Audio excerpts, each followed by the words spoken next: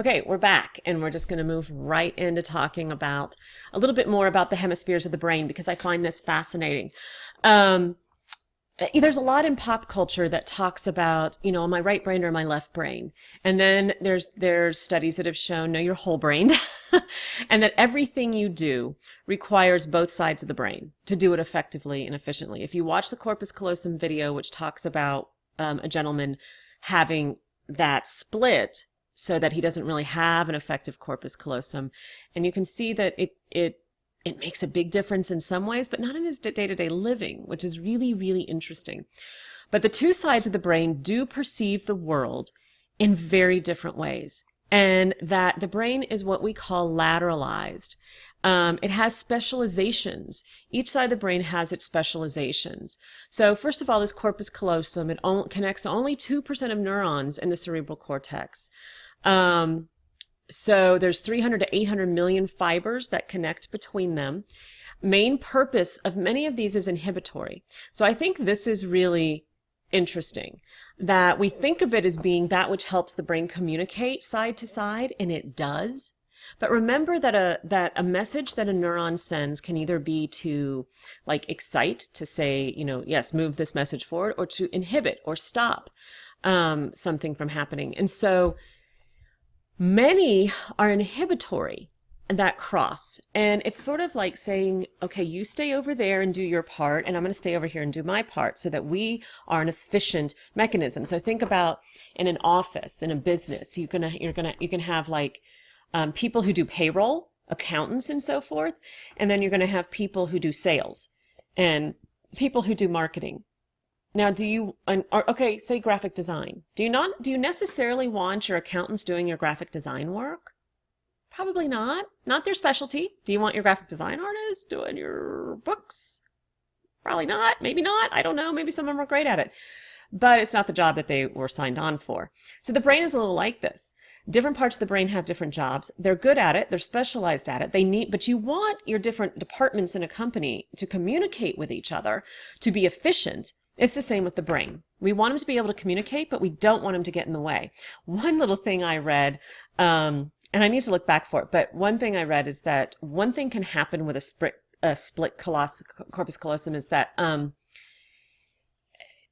brain can start to try to do things that the other side would do. Like if the left hand, so the right brain was moving to sort of choose something to wear out of a closet, the right hand will just come and slap it away.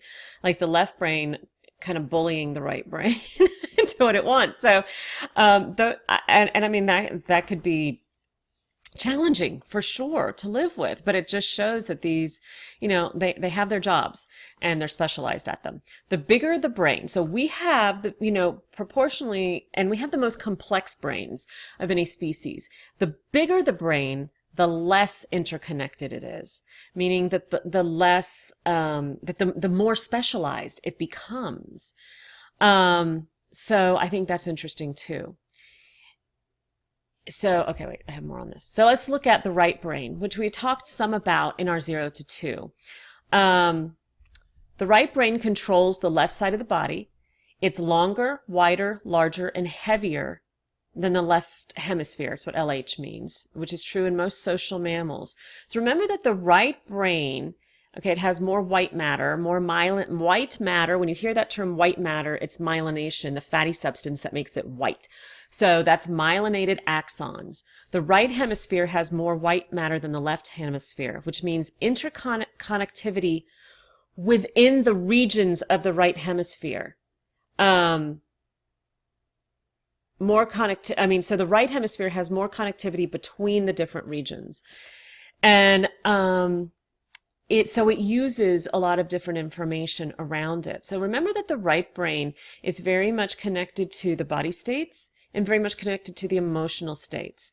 And so social mammals, I find it interesting then that it's kind of longer, wider, larger, and heavier in social mammals. We have a lot of sort of interconnectivity going on between all of that information that gives us social cognition, that goes into our social understanding. So the right brain is very holistic in nature. It looks at things from the whole to the parts. So it's going to be the visionary who has the grand idea, but it doesn't necessarily know all the details of how to get there. If you're talking about like people, that would be right-brained, or in a company. It can see the big picture more than all of the details of it. It's creative and emotional impulses. Now, we do need both sides, because think about like reading. We think, well, that's very language oriented. Language is very much in the left brain. But the truth is, when you read something, you also imagine it. Or there's metaphors used. A lot of that abstract, creative, new type of information is right-brained. And so that is where both sides have to work together to make the best experience of something. The right brain, when I say it tends to, that's what it pays attention to. It very tunes into the new, information, perceptions, visual. So very imagery oriented, very big picture oriented. So I find this interesting. Well, okay, so first, the left brain, linguistic, logical, linear, controls the right side of the body. Language at 31 weeks gestation, so even inside the womb, we can see an expansion of speech areas in the left hemisphere. They kind of bulk out a little bit. And so it's very big on the language in terms of understanding language, comprehending language, and being able to communicate language, reasoning and analysis. It sees the parts, it sees the details. So both are very necessary to sort of a whole integrated way of being in the world. But they do things very differently. So, for example, if, anyway, I like this. Say, birds are bihemispheric too. And what they have shown is a bird will use its, I have to get this right, its right eye, which is controlled by its left brain, its right eye, to look at the ground in front of it when it's trying to pick up food. Because it's attending to its immediate environment and what it needs, and the details of that, of its survival, of what it needs right there. And then it will use its left eye, which is controlled by the right brain, to scan the world around it, looking for both threats but also for connections, friend and foe. It's through the right brain that we do a lot of that connecting with others. That's that right brain to right brain connection through the emotions and body states and nonverbal communications. So the bird actually uses the left eye to scan the environment, while the right eye is looking for the food on the ground. And so, it has sort of that same capacity that we do. All right. Right here, this is in your book, but this looks at someone who has brain injury to one side of the brain or the other. If they were shown these images, this one and this one, the first column of images, some will, sort of the question to ask yourself as you look at this, would these images, the middle column, be drawn by someone with right brain or left brain damage? So think about which side of the brain would be working to draw this image like this, or this image like this. And the same for these. Which side of the brain is working correctly to draw the image like this? So we're not together, so I can't hear your answers. So I'll tell you. I always think that students are going to say, well, the right brain is working because look how creative it is and how interesting it is. But it's not. This would be a damaged right brain and a left brain working, because it only sees the details, and like the little, like the Z's or the squares. It can't get the big picture. It doesn't see the image, the big picture image. And it's the same. So here we have a right brain working because all it sees is the big picture and it doesn't see the details. So that's just an interesting way to look at the whole holistic and detail-oriented piece of this. Okay. So there's, more information that can be very interesting about the left brain and the right brain if you want to look into it in terms of how they do things very differently and perceive the world differently. So are we left brain or right brain? Well, science at the moment is saying no, that we're whole brained. Here's what I would assume to be somewhat true, though, that if depending on where we attend what we attend to most in our lives, we could get stronger pieces of, more connections in one area than another, for sure. And so that's, that's part of that answer.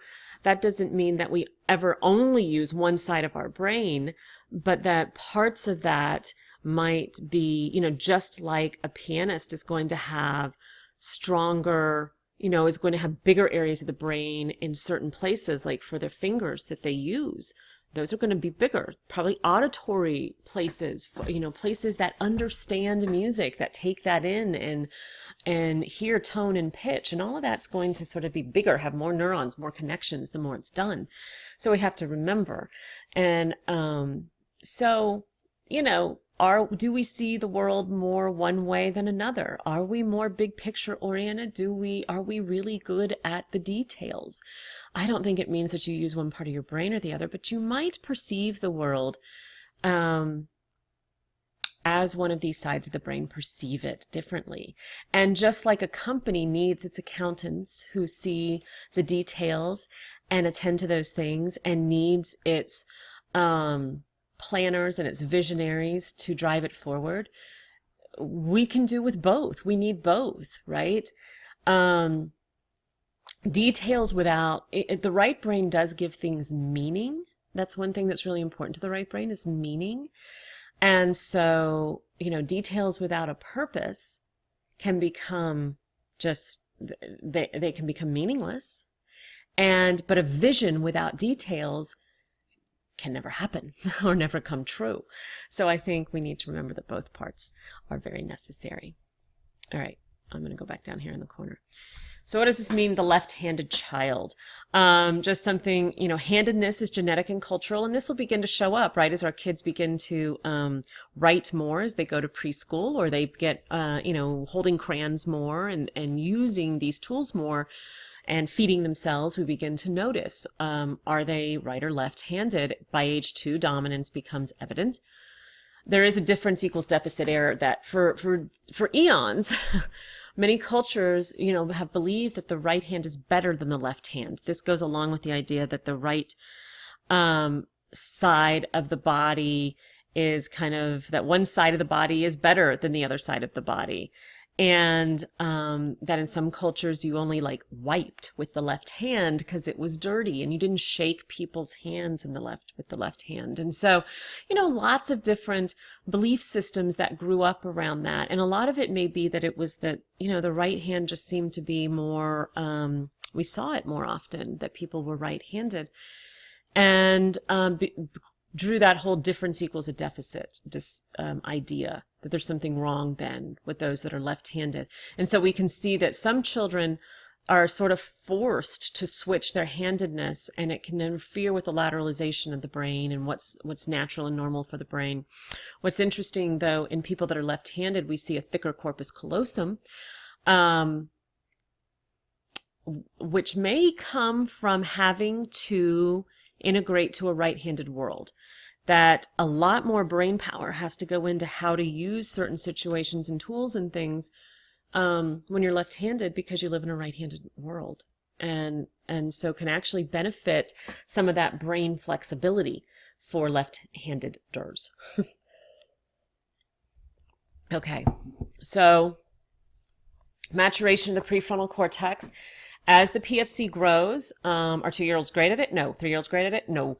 4-year-old, 5, 6? No.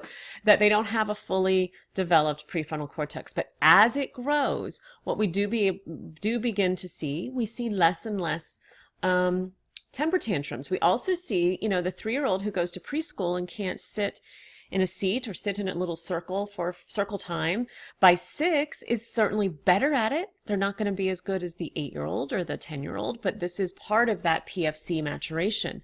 The ability to regulate emotions comes with that. The ability to read a room, social cognition, and that's part of what's growing. Many young children jump from task to task. They cannot stay quiet. They don't have enough fibers between the prefrontal cortex and the limbic system. That emotional center is running the show a lot of the time, and the motor centers, and all of that energy is running the show rather than the prefrontal cortex and the thinking center. But as they learn that, as they do it over and over, more fibers, more networks grow between the prefrontal cortex and the limbic system. So you may have noticed small distraction. Anyway, here we go. So that PFC is growing, and they're getting better at managing their emotions, at inhibiting behaviors like the jumping around, at being able to focus more. But it comes slowly. And the more they're in school, the more that comes online, because more the expectation, the practice for it. So you see things the opposite. So some kids really do the more jumping from thing to thing. My child actually wasn't really like that. Might have done more perseveration. Where some children persevere in or stick to one thought or action, just keep doing that, over and over again. And it's the same side, same coin, different side. It's still an immature PFC that's doing this. You can also see the perseveration in emotion, like the child that starts crying and then just can't stop. And we can even see it in laughter or whatever, but emotion that just can't stop to the point that we don't even know what it's about anymore. But it just keeps going. So the PFC is growing. We see this in little ways the whole time. That myelination is growing. They're getting better at all the things that they try. They're getting quicker, more ability to coordinate their limbs together as all of this happens, and they get to practice it. So for this, I've talked a lot about emotions in the brain, and I have a video, and I'm not going to talk about it in the screencast. There is a Khan Academy video you can watch that will go through the amygdala, hippocampus, hypothalamus, all of these regions, and I've talked a lot about emotions in the brain. So, watch that video though, because it will do more with the hypothalamus and the thalamus than I've probably done. So I'm going to stop this now, and we'll have one more for this section.